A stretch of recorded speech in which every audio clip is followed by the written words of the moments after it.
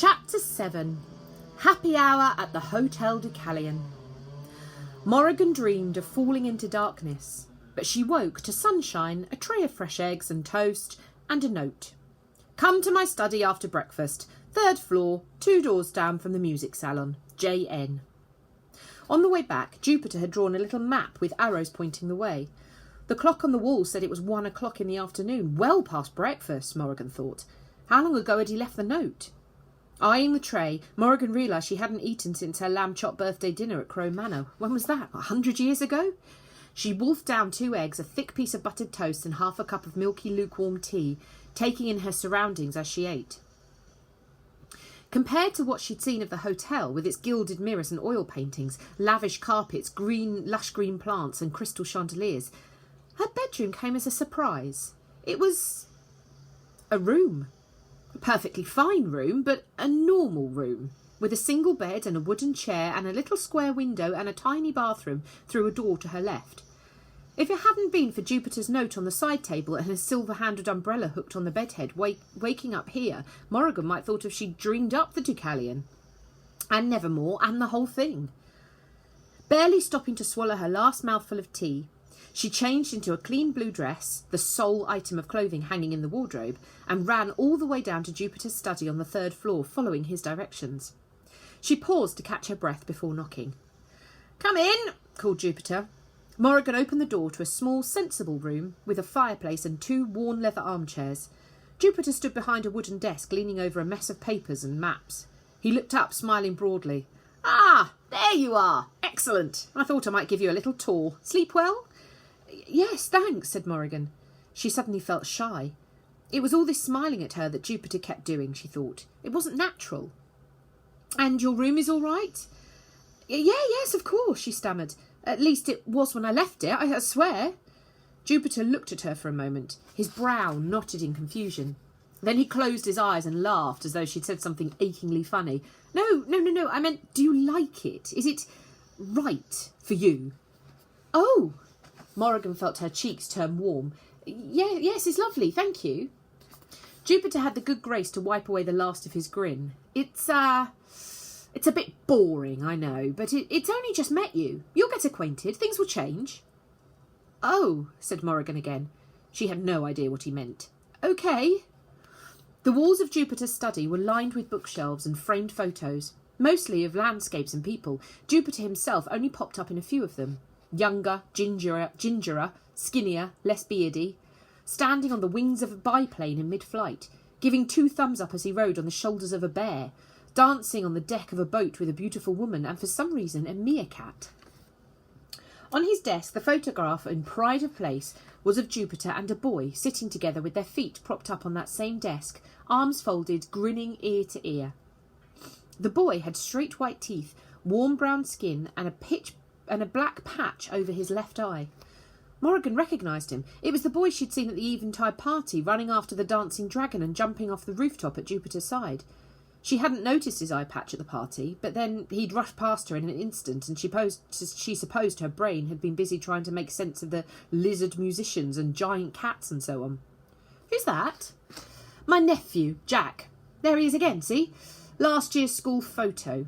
Jupiter pointed at a photo of a group of boys standing in uniform rows. Across the bottom it read, "The Grace Mark School for Bright Young Men, Winter of 11, Age of Southern Influence."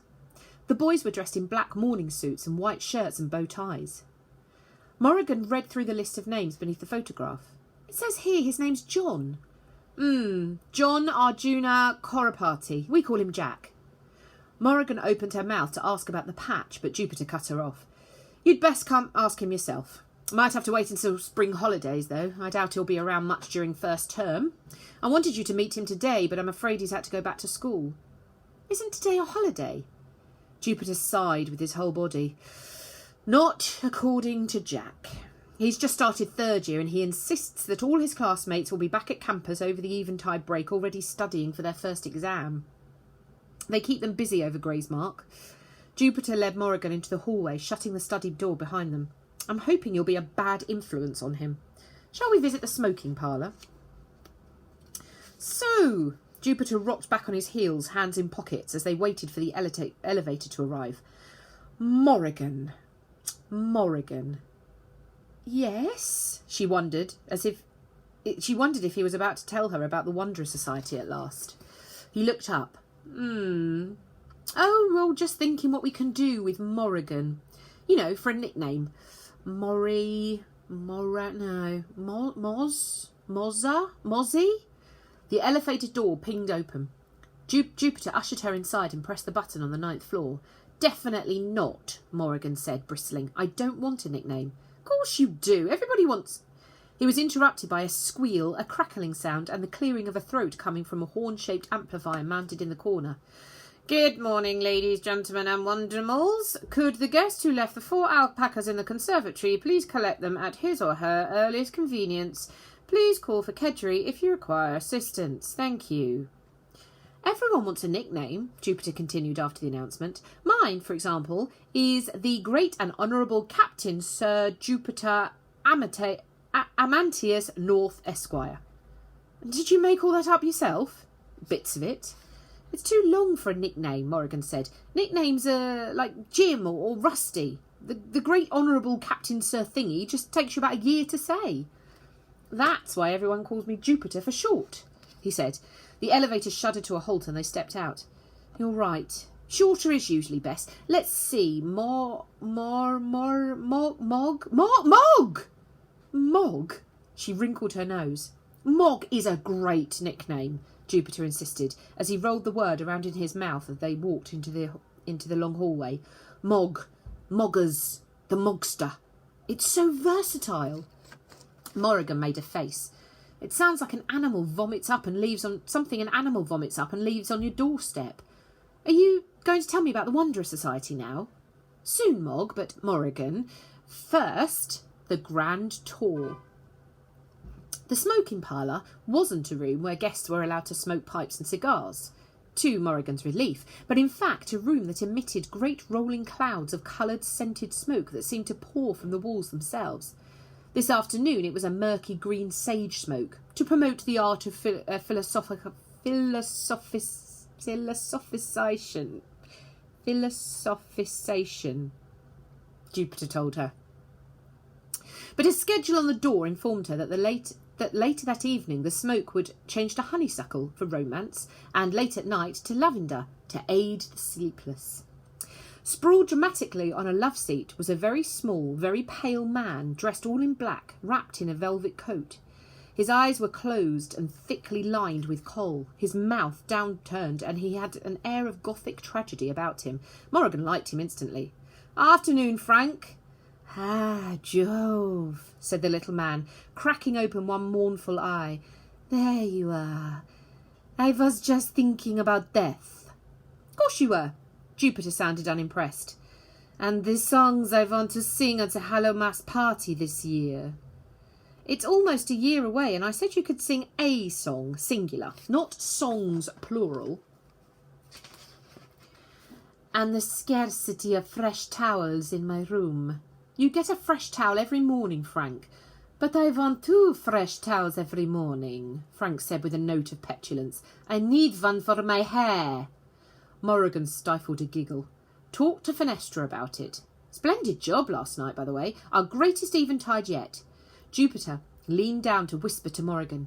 Frank's my official party planner, roof raiser in chief. Best in the business, but we mustn't tell him that or he'll look for a job somewhere fancier. Frank smirked drowsily. I already know I'm the best, Jove. I'm still here because there is no place fancier. You're the only hotelier in the Free State who never impose a budget on my genius.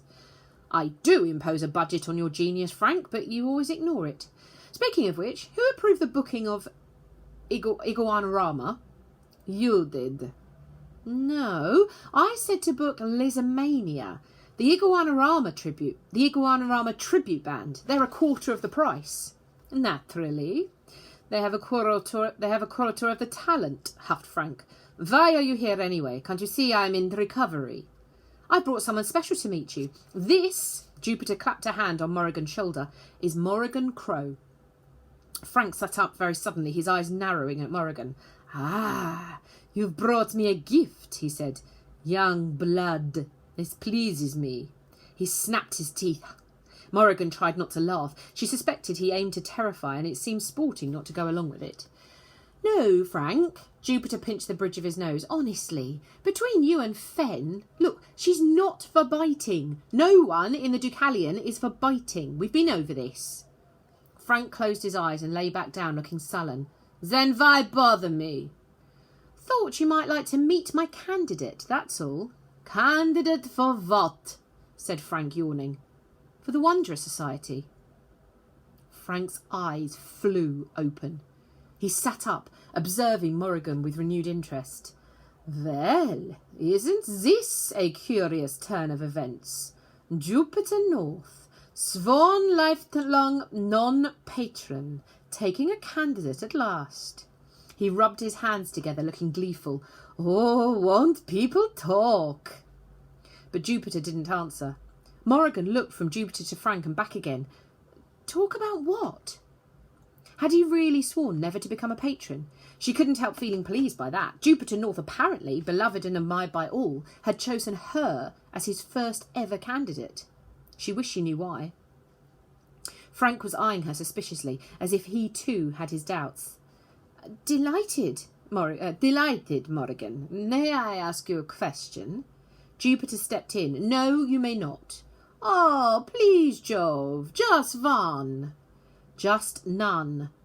Morrigan, what's your... You won't even get one fresh towel tomorrow if you keep this up. But I only want to know... Lie down and enjoy the sage, Frank. The walls had started rolling out fresh clouds of green smoke. Martha will be around soon with the tea trolley. Frank harumphed and, turning his back on them, threw himself down sulkily on the love seat. Jupiter guided Morrigan through the opaque fog to the door, speaking quietly into her ear. Frank's a bit dramatic, but he's a good egg. Only dwarf vampire in Nevermoor, you know. Morrigan detected a note of pride in his voice. She looked back at Frank through the greenish haze, feeling slightly alarmed. Had she really just been talking to a vampire? Not very popular in the dwarf community or the vampire community, sadly, mostly on account of...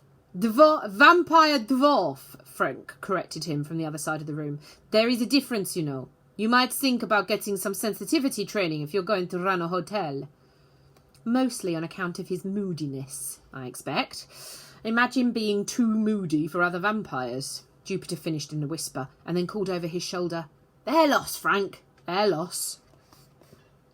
Outside the smoking parlour, they passed Martha, the maid, pushing a trolley full of tea things and delicious-looking treats.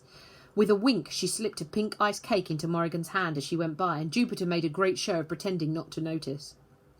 Morrigan had just taken a large heavenly mouthful when a young man in a driver's cap and uniform burst through the elevator doors. He had dark brown skin and wide, worried eyes. "Captain North!" he shouted, running down the hall. Morrigan froze. An unhappy effect of her curse was that she knew exactly what bad news looked like. "Kedgeree sent me, sir. There's been another messenger on the Transport Authority. They need you to come at once." The driver took up his cap and ran his fingers nervously along the brim. Martha abandoned her trolley and dashed over to join them, looking stricken. Not another accident on the Wonderground. Another... Jupiter began, shaking his head. What do you mean another accident? It was in the news this morning, Martha replied. A train derailed on the bedtime line shortly after dawn and crashed onto the other side of a tunnel. Where? Demanded Jupiter. Somewhere between Blackstock and Fox Street stations. They said dozens were injured. Martha stood perfectly still, clutching her throat, and added quietly, No deaths, thank goodness. Morrigan felt something twist in her centre.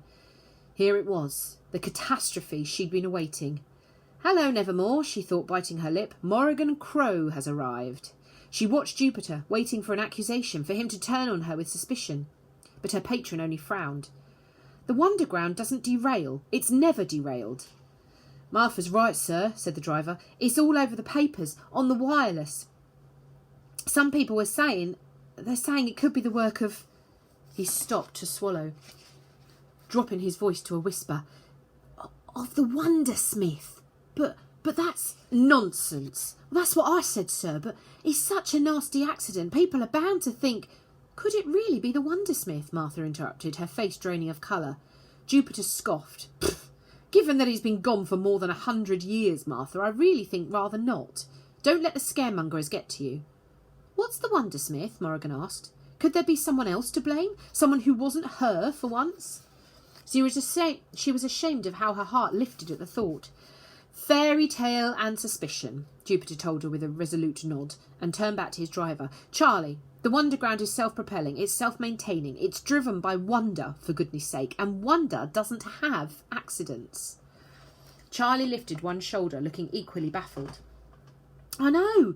The Transport Authority wouldn't say what you needed for, sir, but I've been sent word to the coach house to fuel a motor. We can be ready to leave in 4 minutes. Jupiter looked dismayed. Very well, then. He turned to Morrigan while Charlie ran ahead. Sorry about this, Mog. Rubbish timing. I didn't even get to show you the duck pond or the things in jars room. What's the things in jars room? It's where I keep all my things in jars. You were going to tell me about the Wondrous Society. I know, and I will, but it'll just have to wait. Martha. He waved for the young maid closer. Could you give Morrigan a little tour, just the highlights? Martha brightened. Of course, sir. I'll take her to meet Dame Chandra. She's rehearsing in the music salon. She put one arm around Morrigan's shoulders, giving her a friendly squeeze. Then we'll go out to the stables and peek in on the ponies. How about that? Perfect, said Jupiter enthusiastically, running to where Charlie was holding the elevator doors. Martha, you're a treasure. Mog, see you later. And then the doors closed and he was gone. Morrigan recognised Dame Chandra at once. Not by the powerful soprano voice that was echoing in the rafters of the music salon when Martha and Morrigan arrived, nor by the deep reddish-brown colour of her skin or the glossy black hair rolling down her back in thick waves. Flecked with silver. It was Dame Chandra's robe she recognised, long, flowering silk in bright pink and orange, encrusted with tiny glittering beadwork all over. It was almost identical in style to the purple silk gown the woman had worn in the rooftop party. Dame Chandra, Morrigan realised, was that first valiant soul to have leapt from the balustrade in celebration of Morningtide. Now she stood in the centre of the music salon, performing an aria for an unlikely audience. 24 fluttering bluebirds, a mother fox with her 2 babies, and several bushy-tailed red squirrels, all of whom appeared to have wandered in through the wide-open windows and were gazing at the singer with deep adoration. Dame Chandra is a grand high soprano and Dame Commander of the Order of Woodland Whisperers, Martha whispered loudly to Morrigan over the music and birdsong. Morrigan spied a golden W pin, just like Jupiter's, hidden amongst the beadwork of Dame Chandra's gown. She's a member of the Wondrous Society herself, but she lives here at the Deucalion. She's performed in all the grand opera houses of the Free State, although some of them aren't very pleased when this lot turn up. They can make a dreadful mess, she said, indicating the woodland creatures who were apparently helplessly drawn to the sound of Dame Chandra's voice. The music ended, and Martha and Morrigan burst into applause. Dame Chandra took a bow and smiled warmly, shooing the wildlife out of the window. Martha, my angel, I should have you perform all my introductions. You do it so charmingly. The maid blushed. Dame Chandra, this is Morrigan Crow. She's Jupiter's candidate. Yes, I've heard, said Dame Chandra, turning her dazzling gaze on Morrigan. It felt like being caught in the beam from a lighthouse, like speaking to royalty. News travels fast at the Deucalion. Everybody's talking about you, Miss Crow. Is it true, then, darling? You're to take the trials? Morrigan nodded, fidgeting with the hem of her dress. Standing before this remarkable woman, she felt like a street urchin. This is what a Wondrous Society member looks like, she thought, beautiful and stately like Dame Chandra, interesting and admired like Jupiter. What must they think of her, she wondered. Martha and Dame Chandra and Fenestra and Frank, were they already whispering what a terrible choice Jupiter had made? How extraordinary, the opera singer breathed. Our Jupiter, a patron at last. I'm glad to know you, Miss Morrigan, for you must truly be somebody wonderful. Are you excited about your first trial, sweet girl? Yes, Morrigan lied unconvincingly. Of course, you'll have the wondrous welcome first. Has Jupiter arranged for a fitting? Morrigan looked at her blankly. What in the world was a wondrous welcome? A fitting? With a seamstress? You must have a new dress, my dear. First impressions are important. She paused. I think perhaps I'll have my own costumier see to this. Martha beamed at Morrigan, wide-eyed, as if there were truly the greatest honour Dame Chandra could bestow and not a mysterious, terrifying prospect. Naturally, Jupiter gets away with his own interesting sartorial choices because he's so handsome, Dame Chandra continued, but we cannot inflict his dreadful taste on you, not for such an important event. The wondrous welcome isn't just a party, Miss Morrigan. It is most unfortunately a garden full of people judging everything about you. The other candidates and patrons will be sizing you up at as their competition. It is very intense. Morrigan's insides were shrivelling. Competition, judgment.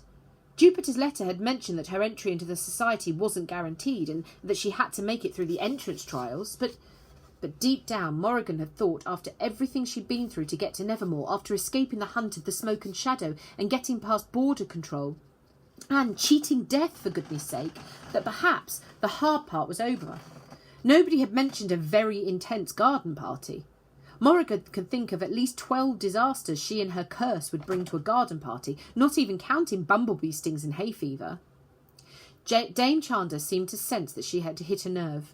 She affected a breezy air, waving off the topic as if it were a fly. "Oh, no need to worry, darling. Just be yourself. Now, if I may ask, we're all dying to know." She leaned in, her eyes twinkling, and spoke quietly in Morrigan's ear. "What's your knack? What marvellous talent do you possess?" Morrigan blinked.